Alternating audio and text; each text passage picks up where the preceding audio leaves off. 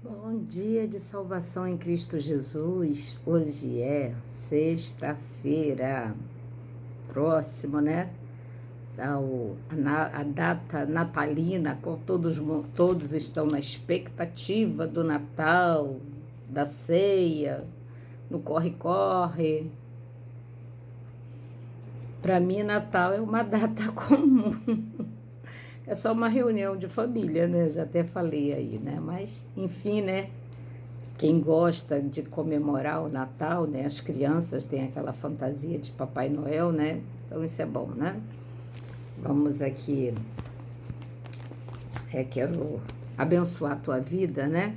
Que Jesus abençoe a tua casa, a tua família, o teu deitar e o teu levantar, né? Abençoe os teus celeiros, né? Que Deus venha multiplicar o azeite e a farinha da panela, que nunca venha a faltar, né? E aquele que está desempregado, que o Senhor possa abrir portas de emprego, portas de oportunidade, porque Deus abre porta aonde não tem parede. Amém? Que vocês possam crer tão somente, né?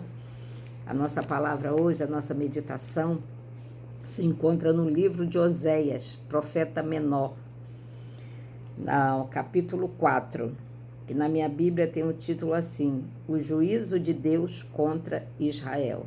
Amém? Vamos lá? Ouvi a palavra do Senhor, vós filhos de Israel, porque o Senhor tem uma contenda com os habitantes desta terra, porque na terra não há verdade, nem benignidade, nem conhecimento de Deus. Só permanecem e perjurar ou mentir, matar, furtar e adulterar. Fazem violência, um ato sanguinário, segue imediatamente a outro. Olha só, presta atenção, se liga aí, terra. É o que nós estamos vivendo, né? A palavra, ela é viva, real e eficaz. É o que nós estamos vivendo, né? Esse tempo de violência. Que Deus possa, né? Assim, nos guardar. Porque só Ele pode nos guardar, né? Por isso a terra se lamentará e qualquer que mora nela desfalecerá. Com os animais do campo e com as aves do céu, até os peixes do mar serão tirados. Todavia ninguém contenda, ninguém repreenda, porque o teu povo é como os que contendem com o sacerdote. Por isso tropeçarás de dia, e o profeta contigo tropeçará de noite, e destruirei a tua mãe. O meu povo foi destruído, porque lhe faltou o conhecimento, a sabedoria. Aqui está só conhecimento. Conhecimento e sabedoria caminham junto. Porque tu rejeitaste o conhecimento, também eu te rejeitarei, para que não seja sacerdote diante de mim. E visto que te esqueceste da lei do teu Deus, também eu me esquecerei de teus filhos. Como eles se multiplicaram, assim pecaram contra mim. Eu mudarei a sua honra em vergonha. Come da oferta pelo pecado do meu povo, e pela transgressão dele tem desejado ardentemente. Por isso, como é o povo, assim será o sacerdote. Castigá-lo-ei segundo os seus caminhos e dar-lhe-ei a recompensa de suas obras. Deus está falando, né? Quem tiver ouvidos, que ouça o que o Espírito Santo fala à igreja. Amém? Comerás, mas não se fartarão. Entregar-se-ão à luxúria, mas não se multiplicarão, porque deixarão de atentar ao Senhor. A luxúria, o vinho novo, tiram o coração.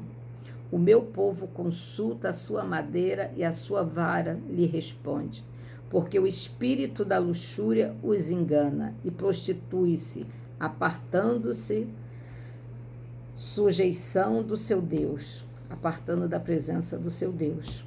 Sacrificam sobre os cumes do monte e queimam incenso sobre os outeiros, debaixo do carvalho, do álamo, do almeiro, porque é boa a sua obra. Por isso vossas filhas se prostituem, e as vossas noras adulteram. Eu não castigarei vossas filhas quando se prostituem, nem vossas noras quando adulteram, porque eles mesmo com a prostituta se desviarão e com as meretrizes sacrificam, pois o povo que não tem entendimento será transtornado. Ainda que tu, ó Senhor, queira prostituir-se, contudo não se faça culpado, Judá.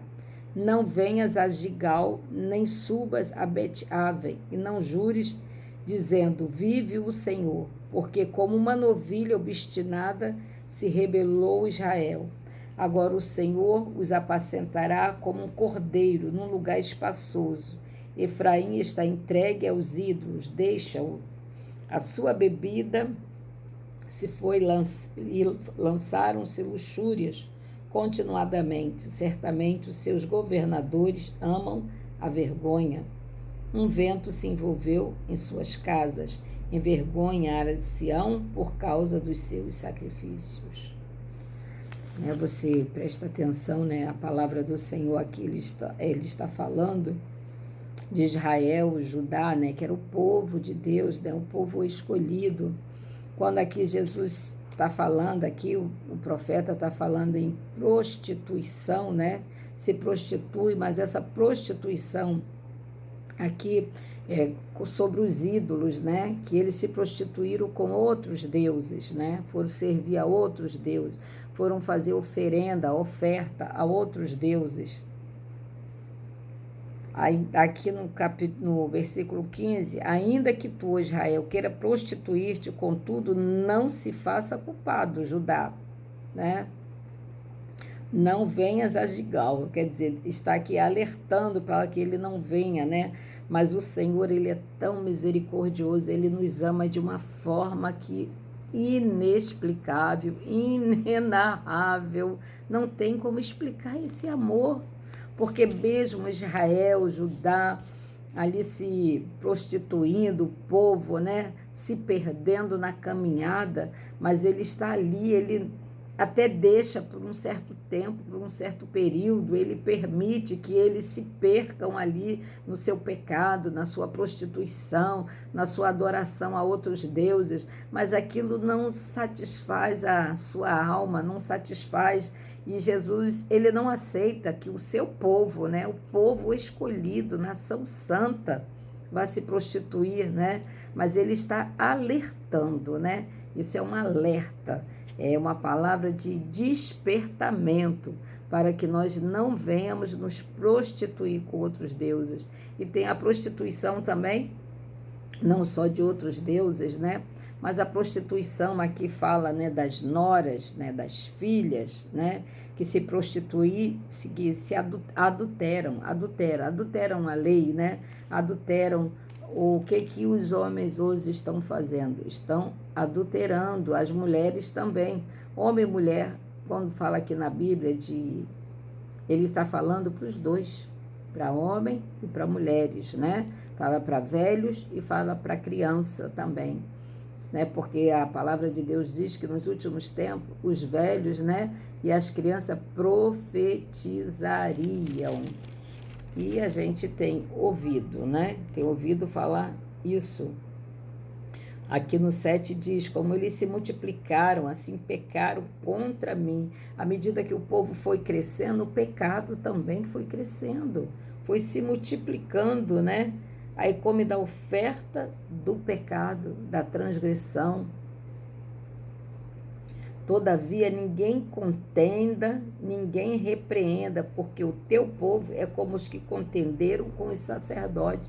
Muitas vezes o sacerdote está ali, está falando, está orientando, o teu pastor, está pregando ali a palavra, está dando exemplos, A maioria, tem muitos que estão dando mau exemplo, mas tem muitos que estão dando bom exemplo, pregando a palavra, Eu não estou aqui para julgar ninguém, que eu não sou advogado, nem sou juiz, É o que eu ouço, o que acontece, Porque muitos escândalos, têm acontecido no meio, nas igrejas, tanto católica como evangélico, Deus está botando à tona aquilo que estava em oculto, aquilo que estão sujando o altar do Senhor. Só que o Senhor está enojado de tudo isso. O Senhor já não está suportando mais isso. Ele não quer. O povo já quebrou a aliança há muito tempo com Deus. Mas Deus quer trazer o povo de volta. Deus quer trazer a adoração. Deus quer resgatar. Deus quer trazer, né? Porque Ele não se apraz com o pecado, com a fornicação, com a lascívia, né? com a luxúria.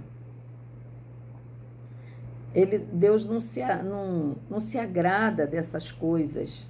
E sabe que essas coisas não são boas, porque o pecado, ele traz as consequências. Deus até te perdoa, né? Deus te recebe de braços abertos como o filho pródigo, recebeu o filho pródigo. Mas as marcas do pecado ficam em você.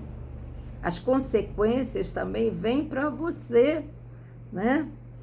Quando nós não ouvimos a nossa mãe, o nosso pai, que desobedecemos, né? Ou antigamente, né, baile de carnaval, o pai e a mãe não deixava, o que os filhos faziam? Alguns, né, que a gente escuta aí. Eu nunca fiz isso não, tá? Eu fui criada em colégio interno, então assim, sempre fui uma pessoa obediente, né? Primeiro que eu não gostava eu via que a minha mãe, assim, ela sofria de estar afastada de nós, de não poder cuidar, né, dos seus filhos, ter afastado. Minha mãe era uma mulher amarga, uma mulher triste, e eu não queria entristecer a minha mãe mais ainda, né? Então, eu obedecia, simplesmente, né? Porque obedecer é melhor do que perecer, diz a palavra, né? Mesmo que eu chorasse alguma coisa, mas eu não desobedecia, né? Eu cumpria ali com as regras. E hoje a nossa dificuldade como cristão é obedecer a palavra de Deus. A gente não, quer dizer, a Bíblia, né? Parece que a primeira família, né? Já começou ali a não ouvindo, né? Ou não ouvindo Deus. Se contaminando, sempre tem um que traz a dissensão, mas a misericórdia de Deus é tão grande que aquele que pecou, aquele que fez, é aquele que Deus usa para levar a palavra para dentro do lar, para mudar, para transformar, porque muitas vezes, né, tem um viciado na família, tem um doente, né, psicologicamente, e a maioria das pessoas só sabe dizer, esse aí não tem jeito, esse daí não tem mais jeito, mas não é assim. Aquilo que parece impossível aos nossos olhos é possível aos olhos de Deus, porque para Deus não existe impossível. Então a gente vê aqui que a escolha também é nossa, a escolha é nossa, que nós podemos escolher, que Deus nos dá livre arbítrio para que nós possamos escolher, não é verdade? Ele tem um manual, mas ele não te obriga. Ele não te obriga a você fazer a confissão de fé. Ele simplesmente te convida, te chama, né? E muitas vezes é a tua vida, nossa vida cotidiana que nós levamos, que nos maltrata, que nos traz dor, que nos aproxima do Senhor, né? Há um ditado que o povo fala, né? Muitos vêm pelo amor e outros vêm pela dor, né? Porque está doente, precisa ser curado. A igreja é um hospital espiritual, né? Onde você encontra, né? Quando você começa a conviver com essa palavra, a aprender a ouvir a palavra, você vê que ela vai te curando, ela vai te moldando, ela vai te transformando, né? E quando você, passado um tempo, você está tão perdido, querendo sair daquela situação, que você nem olha para dentro de si mesmo. E quando você olha para dentro de si mesmo, você nem acredita. Sou eu mesmo? Nossa, quanta diferença. Até as vestes, né? Aquelas vestes já não te servem mais. É assim, dessa forma. Quando Jesus bate na porta, seja de maneira, né? Seja pela dor ou pelo amor, ele transforma a sua vida. Ele transforma a sua família. A tua casa já não vai ser mais a mesma. né? Eu até conheci uma pessoa do meu convívio por algum tempo, né? E a mãe dele era espírita.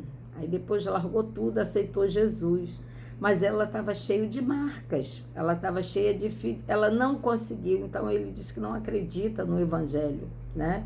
Porque ela não foi moldada, ela não foi transformada pela palavra.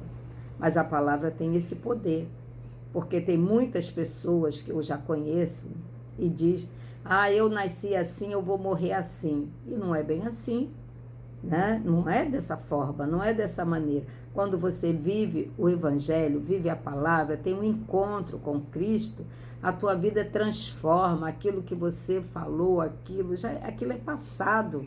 Águas passadas não move moinho.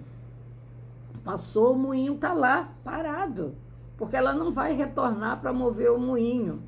A água que vai que vai mover o moinho é a água que sai da fonte, que sai do trono de Deus, que vai transformar. À medida que a roda d'água vai rodando, Deus está lavando, Deus está limpando, Deus está tirando a lascívia, está tirando, né, a fornicação, está tirando a luxúria, está tirando a prostituição, está tirando o adultério. Deus está tratando, Deus está limpando, mas essa água viva é a palavra que nos transforma, é a palavra que nos faz, né? Que nos faz uma nova criatura, é através da palavra, é pelo ouvir a palavra de Deus, né? E aqui, né, eu vou deixar uma meditação, que a minha Bíblia aqui tem uma meditação que eu achei interessante e vou compartilhar, né? Falo muito, né? Mas, assim, é necessário. Cada dia, né? É de um jeito, é do jeito que Deus induz, que Deus permite. Porque antes de eu chegar aqui e gravar esse vídeo, eu já dobrei meus joelhos, já orei, já falei com o papai, já pedi uma palavra, que Deus colocasse essa palavra eu não escolho a palavra. Tem coisas que eu quero, que eu já li, que eu achei bacana, vou compartilhar eles vão gostar disso também, entendeu? Mas é na direção do Senhor, é na direção do Espírito Santo, que nós temos que ser guiados pelo Espírito Santo. E ele só pode sair quando nós queremos, quando nós extinguimos o Espírito Santo. Como nós fazemos isso? Com as nossas atitudes. Nós nos desviamos do caminho, nós não queremos ler mais a palavra, nós não queremos orar, nós não queremos ouvir um louvor, meditar e coisa chata, entendeu? Mais ou menos assim, né? Então, eu tenho prazer, eu tenho alegria, eu gosto, me sinto bem, me sinto feliz quando eu abro essa... É Deus falando comigo. Do mesmo jeito, assim, às vezes a palavra é dura para mim também. Porque a palavra de Deus é uma espada, é faca de 2 gumes, corta para lá e corta para cá, entendeu? E primeiro Deus vai me tratar para mim poder compartilhar, né? Compartilhar algo. E a minha vida também foi assim, né? O meu filho mais novo, a minha mãe, eu tinha 40 anos e queria ter um filho, porque o meu filho primogênito, minha mãe, quando eu me divorciei me desquitei, que antigamente não tinha divórcio do meu marido, minha mãe ficou tomando conta do meu filho, mas praticamente ela tomou meu filho de mim, né? Ela não deixou eu ser mãe. Como ela não nos criou, né? Que a gente ficou em colégio interno, ela praticamente tomou meu filho de mim. Então, eu não tive o gostinho, o prazer de me sentir mãe, entendeu? Aí, aos 40 anos, eu pedi ao Senhor, eu queria um filho, para mim, um motivo para viver. Estava depressiva, não conhecia Jesus, porque eu fui conhecer Jesus com 50 anos. Aí, 40 anos, né, a minha idade fértil estava, né? Senhor, me dá um filho, né? Tive um namoro, lógico, para poder ter um filho, né? Não comprei nenhum banco de sêmen, não. Tive um relacionamento e tive um filho. Mas só que eu pedi a Deus esse filho, e Deus me deu um filho. Deus me deu um filho. Meu filho me ajudou na minha recuperação. Eu me aproximei mais de Deus, porque meu filho Ele era imperativo e eu creio que meu filho tem um grau de autismo, né? Assim, muito leve, mas tem, porque na época eu levei, essa doença não era falada, não era tratada, né? E eu levei para os médicos, levei para o Hospital Menino Jesus, levei na Santa Casa de Misericórdia, levei médico de plano de saúde também, que na época eu trabalhava também, não detectaram nada. Ah, ele é imperativo. Ah, então davam um remedinho, né, e tudo, mas não foi detectado isso. Daí meu filho, isso assim, a gente não vê isso como uma doença, a gente não sabe como tratar, não é verdade? Ah, porque esse menino é rebelde. Ah, que esse menino é preguiçoso, que esse menino é isso. Então, tudo isso eu passei, né? Ah, porque meu filho na escola, porque ele é super inteligente, ele não copiava, ele quase não copiava matéria, não gostava de fazer dever de casa, mas em compensação ele sabia as respostas. Olha que interessante, porque ele prestava atenção na explicação da professora, ele ouvia. Então isso causou um problema, né? E meu filho é aquele do porquê, do porquê, do porquê, né? Do porquê tem sempre um porquê. E hoje ele vai fazer 25 anos, né? Graças a Deus, está trabalhando, né? Teve um relacionamento amoroso frustrado, né? A qual deixou muitas marcas, porque não me ouviu, porque ele sentia como eu trabalhava e fazia obra também, né? E ele disse que não tinha mãe, né? Que eu só entrava em casa para dormir, mas não era bem assim, né? Aí exagera tudo. Mas assim, ele teve a fase dele de rebeldia, aquela empatia, né, com todos os outros problemas, né, e isso aqui.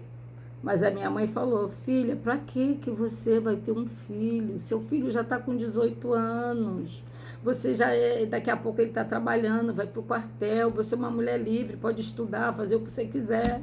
Mãe, eu quero um filho. Mãe, eu preciso, eu necessito. Ah, eu tenho que sentir a maternidade. Quer sentir a maternidade? Então vou te dar uma maternidade perfeita. Entendeu? Então meu filho me fez sorrir, chorar, me angustiar, me desesperar, muitas vezes, né, perder a linha, tudo isso, porque se eu tivesse ouvido a minha mãe, né, obedecido, mas enfim, né, águas que se foram, agora, né, é cuidar daquilo que Deus me deu, simplesmente, mas me trouxe marcas. Trouxe angústia, trouxe tristeza, trouxe, entendeu? Me trouxe alegrias, trouxe também, entendeu? Trouxe, mas enfim, né? Tá o exemplo aí, né? Deus fala, Deus fala. A gente aqui não ouve, não é verdade? Vamos para a meditação. Assim é a palavra de Deus, é Deus conosco. Essas são as marcas, né? Eu só vou deixar aqui, porque aqui o texto é grande. Vamos ver aqui se vai dar para, né? Porque eu falo demais também, né? Aqui o título da nossa meditação está assim: sem retorno. Efraim está entregue aos ídolos, deixa-o. Sem dúvida alguma, este é um dos versos mais tristes da Bíblia. Ele lembra a decisão divina diante da perversidade do mundo antes do dilúvio. Não contenderá o meu espírito para sempre com o homem. E como se Deus estivesse dizendo: eu fiz o que podia, não dá para fazer mais nada. Efraim se tornará a principal tribo do reino do norte de Israel. Após a divisão dos templos de Roboão, filho de Salomão, quando o Senhor se refere a Efraim, na verdade, ele está referindo a todo o reino do norte. Década após década, o Senhor, por meio de seus profetas, havia lutado com Efraim para afastá-lo dos seus pecados de idolatria. Chegou, porém, o dia em que o Senhor desistiu de lutar por eles, não que lhe faltasse vontade, mas porque via que não queria mais ouvir a sua voz. A extinção do Espírito Santo em nossa vida é decisão nossa e não de Deus. É desse jeito. recusando-se a ouvir o persistente apelo do Espírito de Deus a aceitar a misericórdia que lhe era estendida, finalmente eles foram deixados pelo Senhor, a fim de ceifar os frutos da sua própria escolha. Eles haviam alcançado um ponto no caminho da desobediência, que não havia mais retorno para eles. Nesta vida, há muitos pontos sem retorno. Um avião o alcança quando o combustível se torna insuficiente para que ele retorne ao ponto de partida. Num contrato comercial, depois da assinatura e do registro em cartório, qualquer desistência acarretará em ônus nele. Previsto um noivado pode ser cancelado, até que não seja confirmado com juramento diante do altar. Depois disto, o Senhor considerará a separação pecaminosa. Houve um jovem na história da Igreja Apostólica que foi a razão de outro texto triste da Bíblia, porque Demas me desamparou, amando o presente século. Demas, ele andava com Paulo, com o apóstolo Paulo, né? E aqui, quando o apóstolo Paulo relata esse fato aqui, ele está dando instrução a Timóteo, né? O amor de Demas pelos prazeres, lucros e honras que o mundo oferece afastou não apenas de Paulo, mas do Senhor a quem o apóstolo servia. Como estamos em nosso relacionamento com Deus? Se fizermos uma avaliação da nossa vida, temos a certeza de que não estamos seguindo um caminho sem retorno. Na estrada com pedágio é comum encontrarmos uma placa avisando: retorno a 500 metros, última saída, antes do pedágio. Temos que tomar cuidado, pois na estrada do pecado podemos chegar a um ponto no qual não haverá mais retorno. Então teremos que pagar o pedágio dos nossos pecados com o Altíssimo, preço da nossa própria vida, que nós pagamos com a vida. Irmãos, temos que nos despertar. A palavra de Deus está aí, né, para nos ensinar todos os dias, todos os dias. Eu tenho aprendido muito com essa palavra. Olha que eu já li a Bíblia 3 vezes, né? Pouco, porque eu já vi aqui na Bíblia relato de pessoas que Dom Pedro era um homem muito culto, leu a Bíblia quase toda, leu por diversas vezes a Bíblia toda. Uma senhorinha já de 80 anos não se cansava de ler a Bíblia, terminava, porque cada dia que nós lemos essa palavra, Deus nos revela, que nós vamos tendo intimidade com ela, Deus nos revela de maneiras diferentes. Nos abre o nosso entendimento para que nós venhamos receber, né? Porque no início nós somos como criança, que tomamos leitinho. Mas à medida que nós crescemos, nós comemos já mocotó, comemos feijão, arroz, farinha, estamos, né, crescidinho. Leitinho já não nos alimenta mais. Assim é a palavra de Deus. Amém? Glória a Deus. Um bom dia de salvação em Cristo Jesus, né? Hoje a palavra não foi boa, né? Mas para mim também, tá? Eu amei a palavra, porque a gente precisa, né, de um despertamento. Muitas vezes a gente fica envolvido, né? Muitas pessoas estão envolvidas com o negócio de Natal, de preparação de ceia, Ano Novo, de viagem, de fé. Tem que vigiar. Nós temos que estar revestido com essa palavra, né? Armado, né? A armadura do Senhor. A armadura do Senhor é a palavra viva, que é a nossa armadura. A armadura do Espírito Santo, para que nós venhamos manter de pé, forte e revestido pelo Pai, pelo Filho, pelo Espírito Santo. Amém? Glória a Deus. Um dia abençoado para ti, para a tua casa, né? Boas compras, boa ceia, né? Boa preparação, né? Que Deus te abençoe em todas as formas, de todo jeito. Que Deus abençoe a tua vida, a tua casa, os teus celeiros, o teu trabalho, a tua família, aqueles que estão próximos de você, né? Porque às vezes, assim, quando a gente fala de próximo, próximo não é só a nossa família, é todo aquele que está ao nosso lado, casualmente passando pela rua, no momento aquele é o nosso próximo. Amém? Deus te abençoe. A paz do Senhor Jesus, fica com Ele.